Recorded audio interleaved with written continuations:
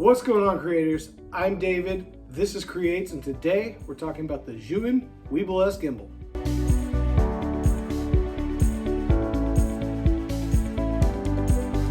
First, let's talk about why I want a gimbal. I myself am not the most steady person, so getting that smooth B-roll or any pans or tilts or anything like that, I was horrible at. I was always nervous about it because I did a lot of shaking. So the gimbal will help me get those smooth, clean shots that I'm looking for without worrying about twitches or jitters that I may make while holding the camera. After a lot of research, we landed on the Weebill S. It's a perfect companion to our Canon M50 with its small frame and light lenses.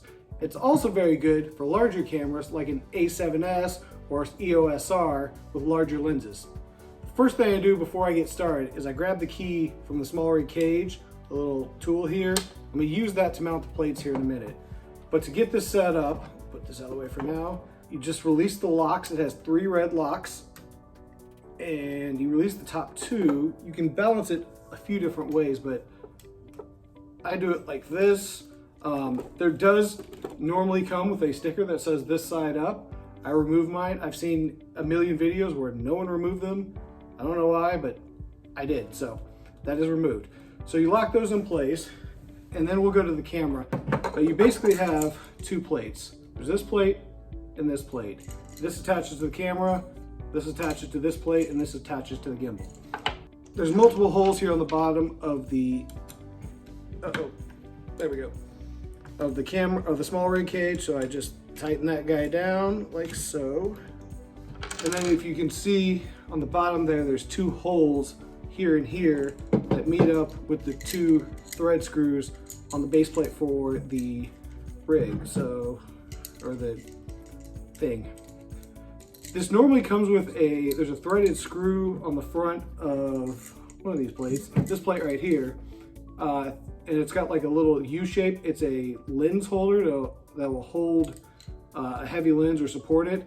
I use all small lenses, so I took that off. It just ended up being more of a pain than anything. So you just take these and line these screws up here on the bottom of the cage. And then I like to line it up as close to the back of my cage as possible. That way, I don't know why. I saw some people on videos do it, so I'm doing it. I think that's good enough reason. You know what? I think I'm doing this backwards, because that was on the front before. So, please hold. Yeah, I did this backwards, which happens, but there we go. It's even all the way to the back of the small rig cage, which is what a lot of people have been doing. And then you tighten them down, and there you go, nice and set up. So, as you can see, it's flush-ish with the back of the cage, and that's that little screw hole where the lens support thing went. So when you go to balance it, I've seen people do it a couple different ways. I've seen them balance this axis first, and I've also seen them balance this axis first. I like to set it like this first, and then balance it this way, or front to back, and then I'll balance side to side. So you slide this plate in, and you have to move this left and right.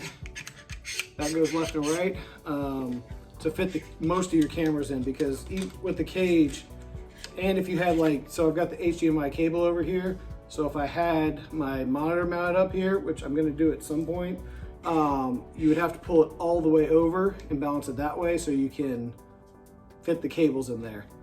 I'm gonna lock it in. I don't love these locks because they're just little, I don't know if you can see it, but they're just little levers that come unlocked pretty easily. So to start balancing it, you release this guy. See how it, also it's got I'll show you, it's got a little silver button here. You can see that.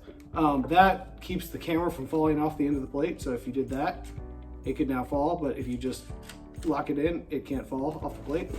Slide it forward, back until you find, oh, and also if you're gonna have the screen open, make sure the screen's open when you're balancing, because otherwise it'll be all off. So you find the sweet-ish spot, and you want to have the most balance from the beginning so your motors aren't working any harder than they have to. But if you hit like that, it should go about to where it's gonna end up. So that's pretty well balanced. And then you release this lock over here for the side to side, so it's unbalanced. So we're gonna hit, the trick here is hitting this back lever without hitting the front lever, which makes it kind of tricky, but that worked. It's pretty quick today. But that way, so you can, and it should get pretty close. Let's go a little bit more, just, oh, too much. There we go. So that should even out pretty good before you turn the motors on. And then before you turn all the motors on, you release this third red lock here, and then you hold the power button here, and the little screen comes on. Oh, didn't come on. Didn't hold long enough. And ta-da! So now you have a working gimbal. The cool thing about this one is it goes into underslung mode really easily. So quick underslung mode, which is really nice. I'm probably gonna be using it mostly in the PF mode, which is the mode it comes set up as. I don't know a lot about gimbals. This is my first gimbal, so what happened? Something happened. That was weird. So I think what happened there is I hit a button because I didn't have the button lock on. There is a button lock on here, which allows you to hold the gimbal up here on this part without touching a lot of buttons and hitting stuff. I think it is 1, 2, 3 on the, yeah, so the LV button on the back here, you hit 3 times and it locks the button.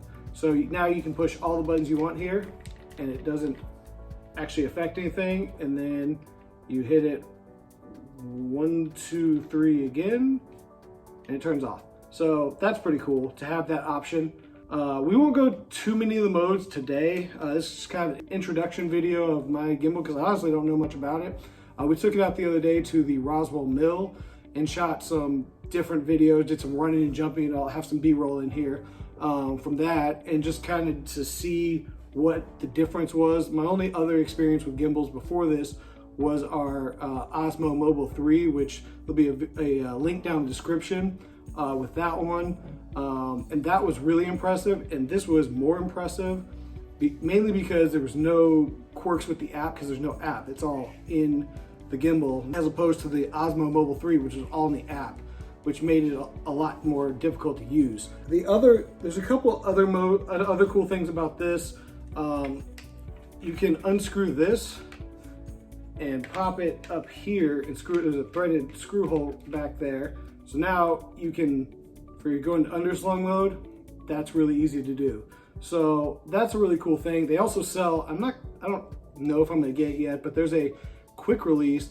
Now you have to buy 2 kits, unfortunately, because you have to have one for here, one for here, but it just pops, it's got a collar, it just pops on. So that's pretty cool.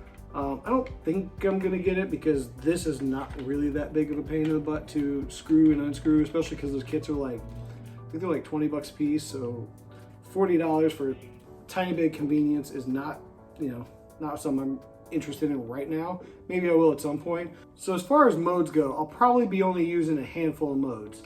There's 2. There's the PF mode, which is the pan and follow mode, which is how it comes set up from the factory. So I'll probably use that one mostly. There is also, if you hit the POV button twice, which is right down here, it turns into vortex mode, which then, also if you get all screwed up, you can just hit the trigger twice and it resets. But if you hit the POV button twice, like that, puts it into vortex mode, and they use the control panel, and you can spin it like that, so you can get those cool Inception-ish shots, which is kind of neat. And then to go back into regular mode, just hit the trigger twice, and you're back. And then if you want to get really crazy with it and vlog with this thing, which would be kind of heavy to do, but why not? You can hit it 3 times, maybe not 2. Oh, now we're vortex vlog mode. Hold on. Uh-oh, we screwed up. That, So there we go. So now we're back there. Using the little keypad or the D-pad like a video game is pretty cool. But if you want to do vortex mode, it's 2 times on POV, and if you want to do POV mode, it's 3 times, I think. Yep. So there's POV mode. So if you got crazy and wanted to go vlogging with it, you could do that as well. Would be heavy again to do that, but you could do it. All in all, there's some really cool accessories you can get for this. I think when I do want to attach a monitor, there's this little rosette mount right here, and Small Rig sells a video monitor. It's like $50 that it comes off the side, and then you could put the monitor there, which you don't have to balance for the monitor. I tried to put my monitor up here and it was too heavy and it was impossible to balance. So if you put it here on the side, you don't have to balance that out. So you only have to balance up here. And then again, if you have a mic or whatever on top, you have to balance for that. So that's pretty cool. Like I said, the quick release, there's a lot of stuff you can get for this, but you don't really need too much because it's pretty good as is. Only thing I would do is add the Manfrotto quick release plate up here to the top, and basically that allows you to take the camera off of the mounts without having to separate the mounts, which is the most time-consuming part of this entire thing. The balancing's pretty quick, and you can really get into this as much as you want. There's a lot of mods, and people go into the settings and adjust stuff. I probably won't be doing much of that, but it's a pretty cool little thing that you can go and do a lot of customization if you want. So if you're interested in picking up one of these Zhijun, Zhiuyun, Zhijun is but one of the 20 ways I've heard it said, but we'll go with Zhijun Weebill S gimbal. We got this one on Amazon for about $340. It seems to work well from what I've seen with tons of different cameras. Would highly recommend having a cage on your camera so you can mount accessories without having too much interference with the gimbal access motors, so no clearance issues. So if you have a cage, so you can put the mic over here, which would be really nice. But yeah, Amazon, great place to get it. Comes in a couple days, get Prime, boom. So thanks for watching. Let me know if you have any questions in the comments. Hit that like and subscribe. Also, we have a creators Facebook group over on Facebook, so if you want to join, it's a public group, just come on over.